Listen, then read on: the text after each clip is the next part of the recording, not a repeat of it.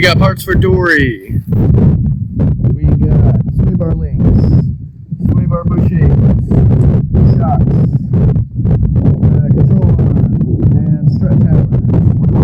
Now, I got a question. Why do these strut towers look different? What's this? And this is longer than this here. I'm hoping I didn't get something wrong. We're going to find out about that pretty soon. Really need Dory to be working well. She's the workhorse. Just, I needed to take my kids to school. So good on gas. And actually, she's not running that bad. I mean, she does leak everything, but for 160,000 miles, it goes. You know, she really goes. I can fix the power steering leak. The oil leak, probably not. It's probably seeping out the heads. I mean, I could fix it. I'm not going to. I'm going to keep oil in it. And the coolant leak, I have no idea. I don't know where it's going. It's a very slow leak. And so I'm going to do what I can. I'm going to inspect what I can and see where I can go from here after I get these parts installed and see what I'm going to tackle next. There's always the next thing. Just trying to keep her going longer, a little longer, you know? Who knows how far she'll go. You see, Dory's been the easiest car I've ever worked on, and probably the second most reliable. And the most reliable was a Toyota Camry. Go figure, right? But I don't have that car anymore. I have Dory. And I really like her. I think she's cheap to work on, easy to work on. I don't have to work on it very much, which leads to a lack of maintenance. And here we are today. Funny how that works, isn't it? You got the best cars. You don't take care of them because they never need to be taken care of. And as a result, they get the least maintenance. That's not really the only problem. I would say the biggest problem is a lack of funds. I am just too broke. I can't even afford oil. And it has gotten so expensive these days. Now guys, I'm not a mechanic. I'm just doing the best I can. My dad's an old hot rodder from the 70s, and he taught me a little bit, and I've learned what I could along the way. But mostly what I've done has been out of necessity, out of just trying to keep the family cars going, you know, and most of the time I fumble my way through and make a lot of mistakes. And that's kind of why I'm doing this channel now, is to showcase those mistakes more than anything. And I mean that, showcase the mistakes, because, well, I feel like that's the best content I have to offer. But it should be a lot of fun, right? I always manage to get through it with a lot of persistence and some dumb ingenuity. And so here I am trying to keep the car going as always, but now I'm recording, and that's the difference. What we're looking at here is the CV axle, and that ain't got no rubber boot on it. That's a problem. It's supposed to have a big old piece of rubber from there to there. And so the inside of theirs, that's what's making that horrible clunking noise. The other side has rubber. So I can just guarantee that's it. I don't even got to do any testing to know that that's got to be replaced. And I wonder how that got tore off. So I'm really not sure what order I want to tackle this in, other than I know I want to do the sway bar links first and the bushings first. Basically start with the easiest, I guess, but after that I'm not sure if I'm going to move to the next easiest, which would be the rear shocks. But you know, that means like I've got to lift up the rear. I might do that, or I might just start, you know, taking things apart. Just take apart the whole front end. All of this has to come off so that I can get that on. I don't think I'm going to be able to get the CV axle on time. This is supposed to be back together tomorrow. I've got the Durango, but I'd rather have this together. And then there's the other side to do, so let's just start one thing at a time. Having bolts moving is better than sitting here. And also I I would really love to set up a tripod and just film me doing it, you know, do a little edit action where I fast forward, you see things coming off, but I don't have a tripod, I don't have a selfie stick, I don't have anyone to record me, so I'm just gonna have to show you before and afters, I guess. So I'm in here, gonna take off the sway bar links and replace those, and the sway bar bushings. Okay, so this is the sway bar. It like, my finger's always in the way. All right, so this is the sway bar. It links up there with the links I just showed you. That's part of it. And then it goes around that way. It does the same thing on that side. And these bushings right here are shot. So I'll replace those. And that should be the easy part. Guys, there's always something with these things. So what's going on here is I'm turning the bolt and the shaft is turning with it. Right on the inside, right all the way in here. It's just turning.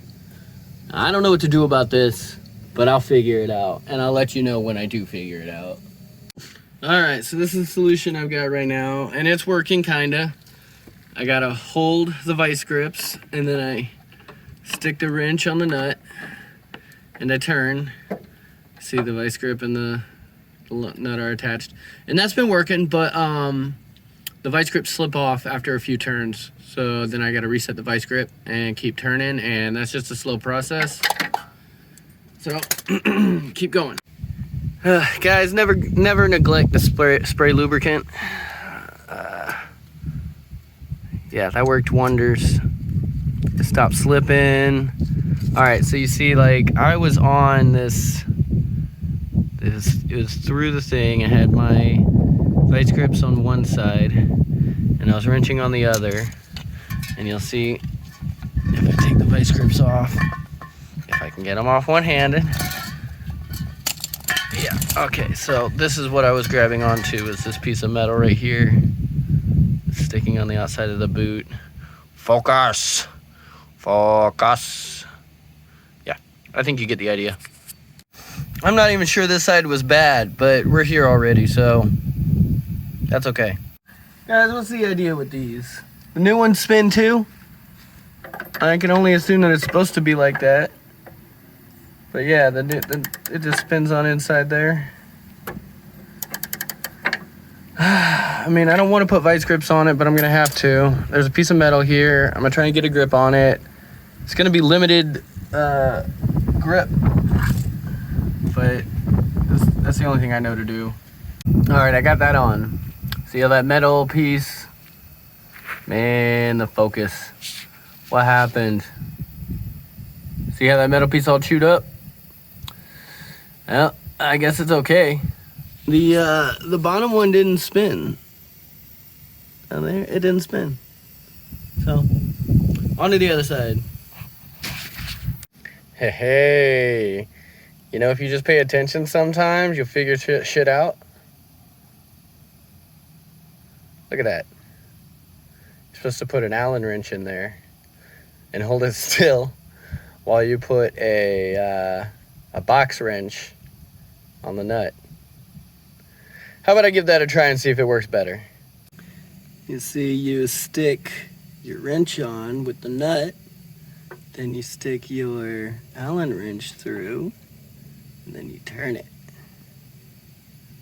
Much better. Sound off if you knew the whole time. All right, so I decided to leave the bottom detached because the whole control arm's got to come out. You see that? That's a little dry rotted and cracked. Not good. The other side looks okay, so I don't know. I don't think I'm gonna do that next. Next, I'm gonna keep working on the sway bar. Let's see. Yep, get the bushings out next. And I got the other side attached. I guess the idea is I'm gonna like let it hang a little, and then I'll stick the new rubber things in and then just tighten it up. Shouldn't be too hard. I'll let you know if I find any problems. Yeah, guys, that was super easy. Looks good too. And These rubber things, these are shot. These are just, ugh. The other ones are nice and hard and stiff. That one's got a little stiffness to it, but it's still pretty. That one's just, ugh. Okay. All right, so I guess I decided I'm gonna stick with doing the front first. I'll do the control arm next, and then the strut tower. I'll probably leave things disconnected from the steering knuckle just because at least until tomorrow. I could always hook it up again tomorrow if I'm gonna drive it away. And then maybe I can somehow figure out how to get a CV axle. If I don't, and I can do that tomorrow if I have time. Maybe not. Anyway, I just want to leave my options open. So, control arm is 3 bolts. You got that. And over here on that side, you got this. And then inside here, on this side, where it attaches to the steering knuckle, if I could talk, we got that one, and we got to get a pickle fork in there and pry it loose of the boot. That would be that connection right there on the new one. The orange thing comes off. All right, so we'll get to that. Guys, I can't find the pickle fork. It's supposed to be like a fork. It like slides on here like this, and it's got a wedge. As you push it in, it gets thicker and thicker, and that forces it away. Over here, you would like, normally, you would like, oh man, I can't even get in there. Well, you would shove it on that thing, right through there, and then you hammer it, and it forces it apart.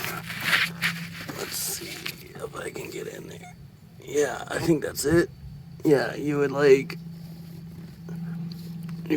do like, oh, it's right there. Okay, it's just so hard to record, but I can't find the pickle fork, and the plan is to use a pry bar to try and pry it down. It is so hard to film in there, right there. So I got a pry bar, and I'm gonna try to use it to force that down, but we'll see how that goes. Okay, so we take the pickle fork and we stick it on like that. Make sure I got the shot. Yep, we stick it on like that, and that's going like between the steering knuckle and the control arm, and it'll ruin that boot, but we have another one, so it doesn't matter. If you're gonna reuse it, that's a problem. You get another boot, I guess. But you bang on the end of this pickle fork, it drives it in and splits them apart. And that's what I'm gonna do. 1 bolt off. 2 bolts off. 3 bolts, and she's coming out of there. All right, remember we were talking about mistakes? Look at that. That bar is supposed to be inside the hole, not sticking out. And you can't put it back through with the control arm in. I haven't gotten these bolts in because there's something going on here. I think it catches and it's spinning. It might not be catching at all. And this hole is just not lining up, and it's got to come back out. So let's do that. Guys, this is ridiculous. All right, so look. This goes all the way through. Look, see? It can even go more than that, but it's just not lined up right. And when I pull it, it like goes back. And so it never wants to line up because I can't go in from the top and pull it. There's just no room up here. I'm really not sure how. And this side's almost the same thing. It's the bolt goes in. See on this side. the bolt will go in, but it won't line up there. Same thing over here. The bolt will go in, but it doesn't line up over here. This is on. Well, the castle nut's not, but that's in there. That's in the right spot now. But I just can't get these lined up. And I'm gonna keep fiddling and messing with it and trying and pulling and hammering until I get it. Okay, so I got them in. This one, I just hammered on the nut, on the bolt really hard until it went up. Finally, it went up a couple times, and then I started drilling on it, and it went in. And this one, I stuck the bolt in a little bit, just a little bit. And then what I did was I came underneath of the control arm. If I can show this. I came underneath of the control arm. I'm sorry about this wiggle. I came under with my pry bar and I lifted it up while I was drilling at the same time, and that caught and got it. All right, so I'm gonna leave this back one loose with the knuckle, because the knuckle, actually, you know what? The knuckle might not have to come off to replace that. All right, let me think about this for a minute. Okay, my phone's gonna die soon, so I can't record much longer until I charge it. So yeah, I'm gonna leave the knuckle loose because the CV axle goes through the knuckle, so I would have to take that off to replace the CV axle. And I guess I'll move on to the strut towers. All right, I'll see y'all later after I charge my phone a little more. All right, so I got my phone plugged into my battery bank so that I can record a little more. I've only got an hour left. This has taken me about 4 hours to get done. So I work slow, try to take my time. If I get in a hurry, it takes even longer. It's just not worth it. So I'm gonna work on getting the strut tower out and the other side too. That's probably all I'm gonna be able to get done today, if even that. And I'll come back tomorrow and keep working on it. Okay, so I wanted to show you this trick. Actually, my dad taught me this. All right, so sometimes you need a deep socket, but sometimes you can't fit a deep socket. So like this little point here sticks up a little bit, and so you can't get the wrench on because it hits. All right, so this just barely hangs on. All right, but there's a trick. Okay, that what you do is you stick it on like that. All right, and you see it goes on all the way. And then what you can do is you can use your wrench and just grab the square. Oh, I gotta get this turned the right way. You can just grab the square like that. And see, so instead of it being halfway on the bolt, it's halfway on the head of the wrench. And that gives you better grip on the bolt so you don't strip your bolt out. We got one out. There's number 2. And I'm done for the day. So Dory will get finished tomorrow. At least I'm pretty confident that I'll have enough time to do it. And I will see you guys tomorrow morning. All right, it's the next day. And we're back at it again. I had to go rent a tool. I had to go rent a spring compressor. The one I had was for inside, and I needed the ones for the outside. But I've got that, and now I can start compressing, getting the springs changed over. This is a spinny one too, right there. You need another Allen wrench in there. Crazy. All right, so y'all tell me what you think of this. So this thing spins, like I said, so they give you this Allen wrench to put in there. All right, but you can't get a box wrench in there. So if you're intended to use a socket, how do you now get your ratchet on the socket and hold this at the same time? I'll let you know when I figure it out. All right, so this is what I came up with. Just stick a vice grip on it and then turn the wrench, and that works. Okay, so I got them switched over, but man, there's always something. So look at this. Right here on the top of this one, instead of there being an insert for an Allen wrench, it's a hex head machined out for, I don't know, because, well, this is what I did. Ended up putting a nut driver on it because that allowed me to put that on it, and then the nut driver in it. That allowed me to actually get it tight. So it's always something, man. Something different.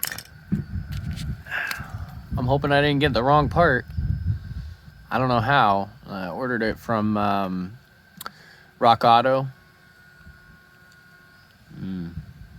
Well, it seems like everything's right. It's all on there. It fits. Everything fits. So we're going to put it back together. All right. Got one side in. Now I'll move to the other side.